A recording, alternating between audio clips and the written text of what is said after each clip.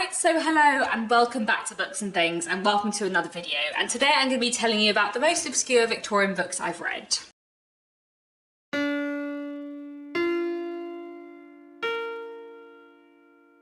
So I thought it might be fun to make a video talking about like the most obscure, least known Victorian books that I've read, and also how I found out about them. I thought that might be kind of interesting to discuss because obviously I do like read quite a lot of relatively obscure Victorian literature, and I thought it might be useful for people to know about some obscure Victorian books that I've read, but also to know like how I find out about Victorian books that are obscure. Although to be honest, a lot of it is through BookTube, so you know, you're already in the right vague sphere for finding out about obscure Victorian books if you're interested in doing so. So what I did is I went through Goodreads and I looked at the Victorian books I've read that have the fewest ratings. So all the books I'm going to talk about today, I've got 15 to talk about, all have under 100 ratings on Goodreads. These books are obviously pretty obscure, and most of them are like pretty out of print. So some of them are only available in digital versions, which you can read online. Some of them are available in like print on demand, out of print editions, you know, editions which are like basically photocopied editions of older editions, and the quality of which can be a bit variable. There are 3 of these books, I think, which are available in like forgotten classic editions from publishers, where there are really nice editions of these books, but the majority of them are mostly available online, I would say. But a lot of these are really good books, so I thought it'd be nice to talk about them because they are a bit forgotten. Obviously Goodreads isn't that accurate in terms of telling you whether a book is really forgotten or not. There are plenty of people who don't use Goodreads, but I feel like it's a decent enough estimate at books which have been forgotten.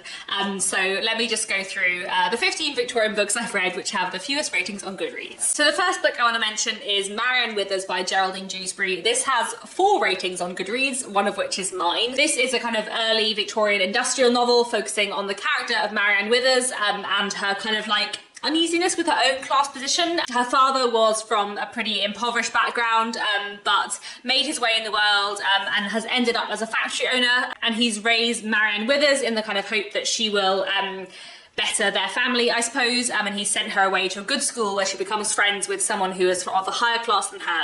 And it's kind of about her friendships and her romantic relationships, as well as looking quite a lot at kind of industry in the early Victorian period. I like this one a lot, though it's not my favourite book by Geraldine Jewsbury. This is one of those like out of print editions that is photocopied from an older edition, and some of it is quite difficult to read, like some of it, the printing isn't great. So this might be one you're better to read online if you can find a digital edition. I ended up getting this because I couldn't find the digital edition anywhere. This is quite hard to get hold of. And I heard about Maran Withers through looking up more about Geraldine Jewsbury because I had read a book by her before, The Half Sisters, which I first heard about through BookTube, through JEN CAMPBELL actually. I think years and years ago she mentioned that she had studied The Half Sisters at university and what an interesting book it was. I read The Half Sisters, loved it, and then went and read more by Geraldine Jewsbury and read Maran Withers because of that. So I found out about Maran Withers through research online, but also through BookTube in a way. Also with 4 ratings on Goodreads is Wood and Tony by Lucy Clifford, which I found out about last October from Rolls from Scally Dambling about the books, and then I read last October.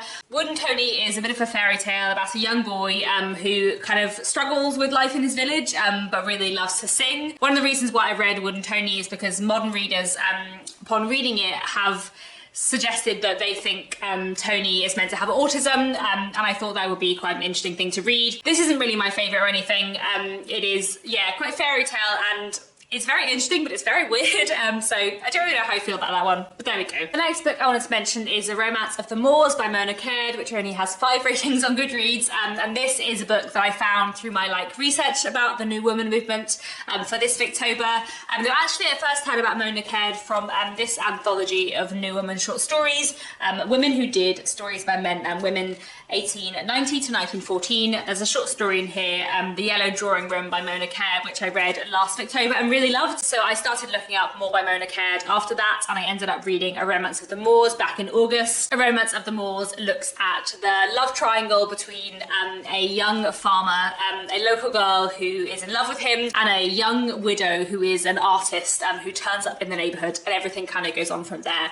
I enjoyed it. It's one of those New Woman novels that is a little bit limited in scope, very much on the like let's be strong, independent women so that men will like us more kind of side of the women movement, but still a pretty interesting read, and in general I would recommend it. The next obscure Victorian novel on my list is Green Fern Farm by Richard Jefferies, which again has 5 ratings on Goodreads.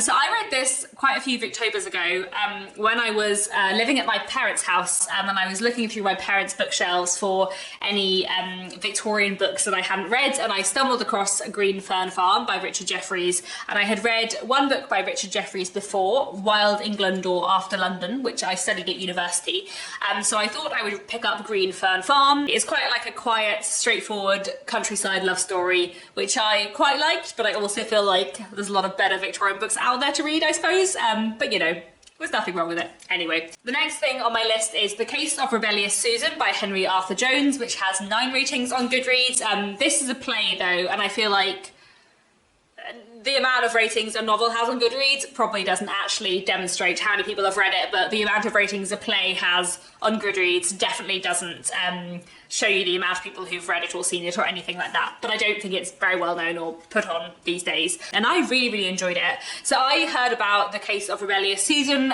through BookTube, through Martha's Great Library. I'll link her channel down below, and I really enjoyed The Case of Rebellious Susan. It is a bit of a new woman play, I would say, about a woman called Susan who finds out that her husband has had an affair, and all her friends and family are like, oh well, that's a pity, but you'll just have to forgive him and do nothing about it.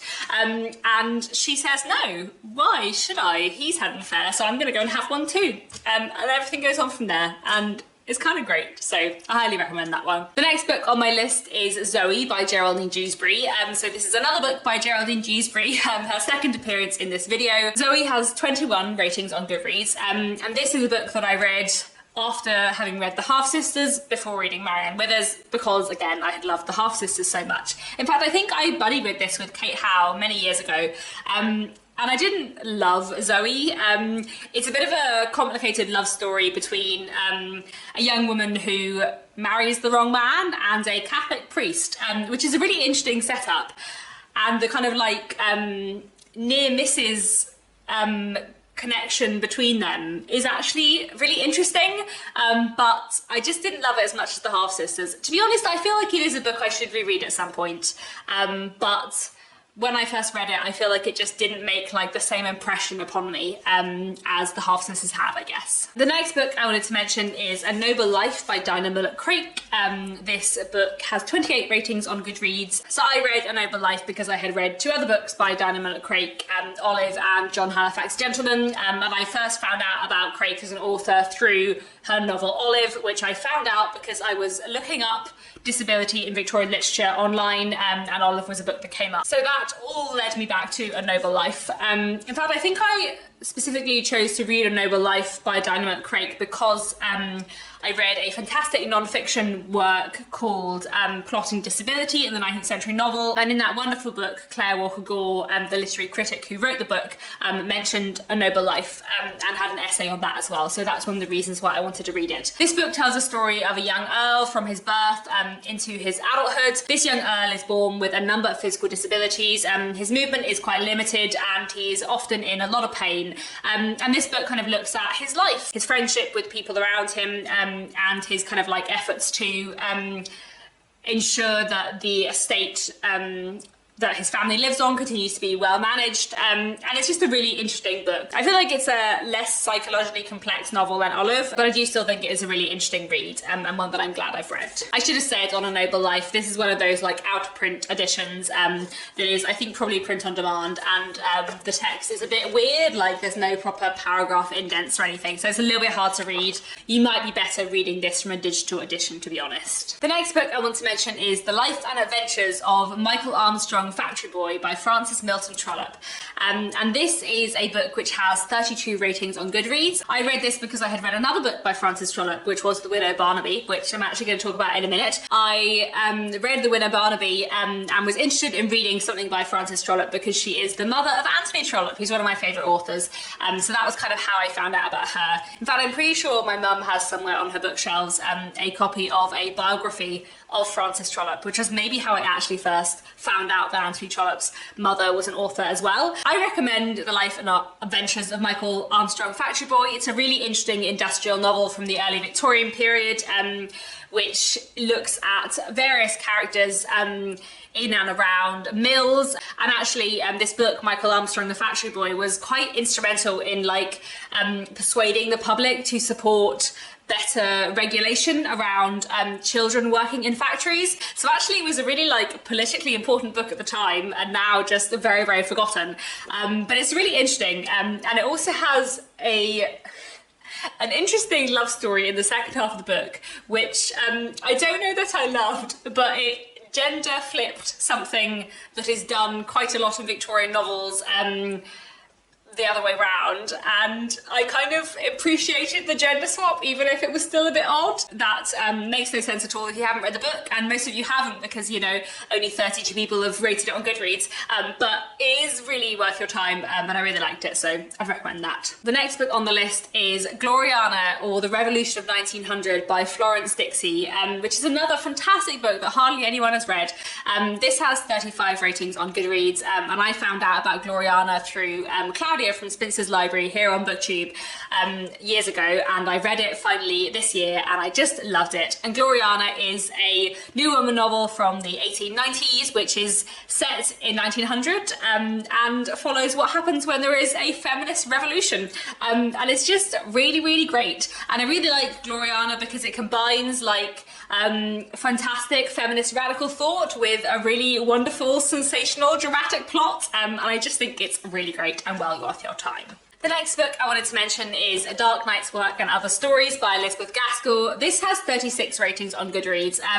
Though to be honest, I feel like this is one of those books where the amount of ratings isn't very useful, because I imagine the stories in this edition will be in other volumes and other editions. So this probably isn't actually very helpful to judge how obscure A Dark Knight's Work is. But I thought I would mention it anyway because A Dark Knight's Work is fantastic and I don't hear people talk about it very much. So A Dark Knight's Work is a novella which takes up the bulk of this edition, and is all about this young woman who, you know, is going about her life. She lives with her father, and there's a young man who she might get engaged to. Things are going well, and then something happens one day and everything completely changes, and it's very, very dramatic, and I just think it's really, really, really well done. Like, A Dark Knight's Work is like 170 pages, and I don't see it in that many other editions. There are some other short stories in here, so The Grey Woman is also in this edition, and The Grey Woman is pretty well read because it also appears in like editions of Gaskell's Gothic tales. But A Dark Knight's Work I just don't hear about that much, and I think it's really fantastic, so I thought I would still mention it here.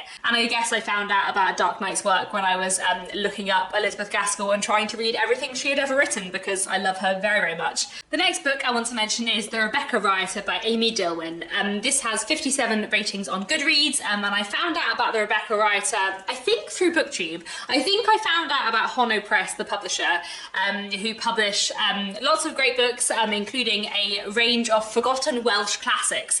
I think I found out about Hono Press either through Kate Howe or through Lucy the Reader on BookTube. I'm not entirely certain which of them it was.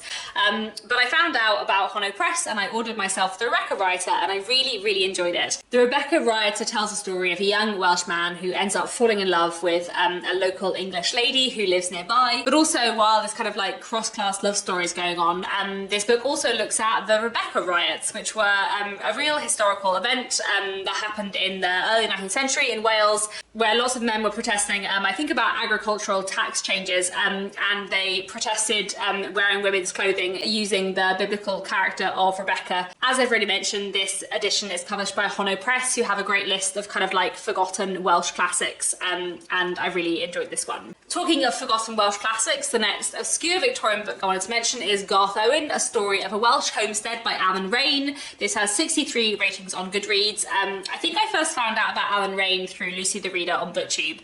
I feel like Hono Press have some Allen Raine books in print. I'm not sure if they have Gthoin. I think they've got A Welsh Witch, which I haven't read yet. But I liked Gthoin a lot. It is the story of a family and the kind of like divides within this family and what happens when there is kind of like a dispute between father and son. To be honest, I don't remember Gthoin that well, but I do remember really enjoying it when I read it many years ago. The next book I wanted to mention is The Young Pretenders by Edith Henrietta Fowler, and this has 66 ratings on Goodreads, which I'm slightly surprised about actually, because it is a Persephone book. There is a Persephone edition of it. Persephone books, if you don't know, are a wonderful publisher that publish out-of-print classics, predominantly from the 20th century, but they do publish some books from the 19th century, like The Young Pretenders. And this book is a work of children's literature, though it does have like one or two more serious themes, and it basically looks at these two young children who are being looked after by their uncle and their aunt while their parents are away after their grandmother has died. And this book follows Babs and Teddy, who like to pretend and make up games, and kind of how they win their uncle's heart, I guess. And it's just very sweet in many places, but it also has like a kind of somber, bittersweet note to the end that I really liked. And yeah, I just really recommend it. Then the next book I wanted to mention, the next obscure Victorian book I wanted to talk about is Jill by Amy Dilwyn, which only has 73 ratings on Goodreads, which is a crime because Jill is so good. Like, this is such a fantastic book. I think there are a lot of books on this list that I love. Do I love Gloriana or the Revolution of 1900 more than Jill? Possibly. But Jill is one of the best books on this list, as is Gloriana or the Revolution of 1900. As is A Dark Knight's Work, actually. But yeah. Anyway, Jill is a very, very, very good book. This book I found kind of through BookTube, I suppose, in that I found it through Hono Press and through the Rebecca writer. I read this one second. And Jill is, yeah, a fantastic book, which tells the story of a upper-class young woman who runs away from home because she's bored of her life and decides to become a maid instead. And we follow her adventures. And Jill is just like everything Victorian women were not supposed to be, and she is a joy to read about. So I highly recommend Jill. It is a really, really fantastic book. Then the final very obscure Victorian book I wanted to mention today is Widow Barnaby by Frances Trollope, which has 84 ratings on Goodreads, and I found out about Frances Trollope, as I mentioned earlier, I guess through her son Anthony Trollope. And when I found out Anthony Trollope's mother was also a novelist, I wanted to read more by her, and this was the first thing I read by her. Widow Barnaby was a book I read quite a few years ago now. I think I buddy read it with Kate Howe. And this book follows two women, the one slightly older woman who was a widow, Mrs. Barnaby, and her relation, who's a young girl, kind of just starting out in society for the first time. And it looks at the kind of like tension between them and their various like suitors, I suppose, and it's a good entertaining read. So there we go, those are 15 very obscure Victorian books, and where I learned about them, in case that's useful to know. Do let me know down in the comments if you've read any of these books. If you would like to, please do, because you know, most of them are really great and not very well read or well known at all. Let me know, what do you think is the most obscure Victorian book you've read? And that's all for now. Thanks very much for watching, and I'll be back very soon with another bookish video.